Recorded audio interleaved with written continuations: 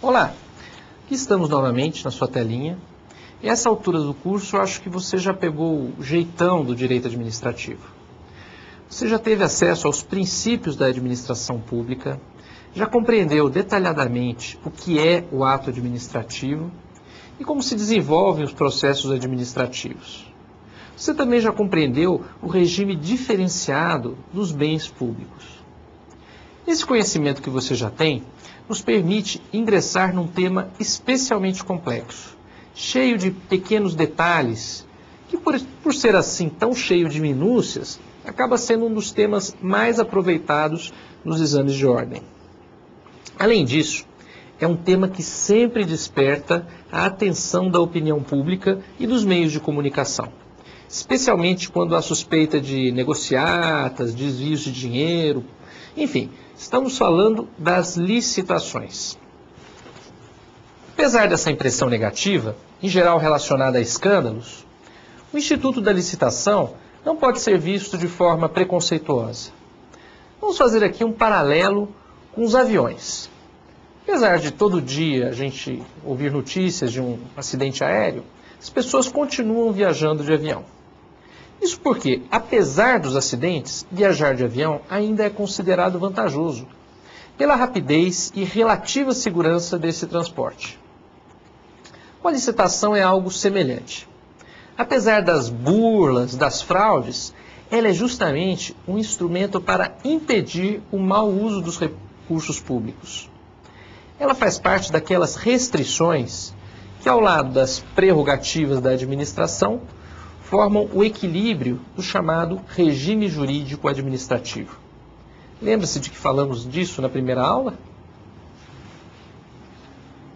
Para estudar as licitações, nós utilizaremos como fontes legais a própria Constituição Federal, a Lei de Licitações, que é a Lei 8666/93, e também a recente lei que instituiu a modalidade chamada pregão, Lei 10.520 de 2002.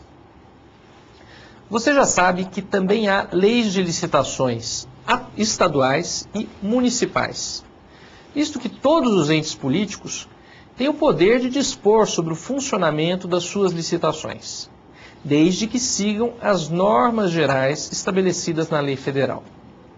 Mas o conhecimento dessas leis locais não costuma ser exigido nos exames de ordem. Vamos então ao tema? Objetivos da licitação. Antes mesmo de conceituar a licitação, vamos entender para que ela serve. Quais são seus objetivos? Qual é a sua razão de ser? A licitação é um procedimento que serve a dois objetivos básicos. Primeiro, dar igualdade de oportunidades a todos os que queiram negociar com a administração. E segundo, escolher a proposta mais vantajosa para a administração. Esses objetivos constam da própria Lei de Licitações, Lei 8666/93, que dispõe em seu artigo 3º: a licitação destina-se a garantir a observância do princípio constitucional da isonomia e a selecionar a proposta mais vantajosa para a administração. Ambos os objetivos são igualmente importantes, e você já deve ter percebido que eles estão relacionados a princípios jurídicos fundamentais. O primeiro objetivo: dar igualdade a todos os que queiram negociar com a administração. Esse objetivo está relacionado com o princípio da isonomia e também com o princípio da impessoalidade, que é um filhote, por assim dizer, do princípio da isonomia. Usando uma metáfora, podemos dizer que a administração deve ser uma mãe justa, que trata a todos os administrados, seus filhos, da mesma forma, sem favorecimentos e nem perseguições. Assim, todos aqueles que queiram e possam fornecer aquilo de que a administração precisa, devem ter a oportunidade de participar do processo de escolha daquele que celebrará um contrato com ela. O segundo objetivo, obter a proposta mais vantajosa para a administração, está relacionado com o princípio da indisponibilidade do interesse público. Lembra-se do que falamos desse princípio? É aquele que impõe ao administrador cuidar da coisa pública com prudência, com economia, eficiência, pois ele deve prestar conta de seus atos à coletividade, isto é, a todos os cidadãos. Assim, nada mais correto do que a exigência que, ao escolher uma proposta contratual, escolha sempre a mais vantajosa para a administração. Veja bem, o que não quer dizer que será sempre a mais barata, visto que há outros critérios para apurar o que vem a ser esse vantajoso do que a lei fala. Conhecendo os objetivos da licitação, poderemos agora entender melhor o conceito. Podemos dizer que a licitação é um procedimento competitivo, formal, prévio e necessário à celebração de um contrato entre a administração e um terceiro. Outras maneiras de definir licitação. Nós formulamos uma definição sucinta e que nos dá vários elementos para que possamos entender este instituto. Primeiro, dissemos que é um procedimento competitivo. Isso porque a administração precisa escolher um entre os vários particulares que se disponham a contratar com ela. Assim, a administração estabelecerá uma competição, fixará suas regras e critérios para a escolha da melhor proposta. E com isso, selecionará o vencedor, aquele que celebrará o contrato com o poder público.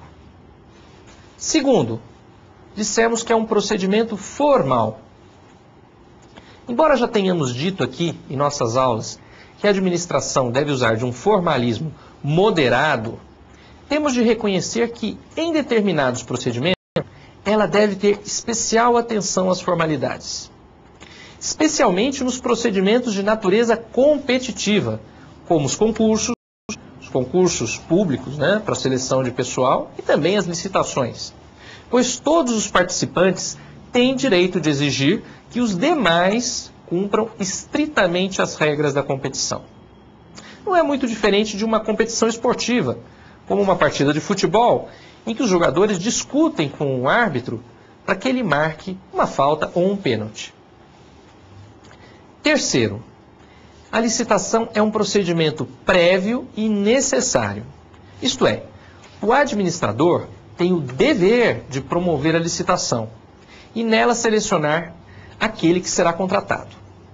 Somente nos casos em que a lei prevê, que logo estudaremos, é que ele poderá deixar de promover a licitação. Também não poderá ser um jogo de cartas marcadas, apenas para dar uma aparente legalidade a uma escolha que já foi realizada. A obrigatoriedade da licitação é um mandamento constitucional. Acho que você já sabia disso, né? Vejamos o que diz o artigo 37, no seu inciso 21 da Constituição Federal. Ressalvados os casos especificados na legislação, as obras, serviços, compras e alienações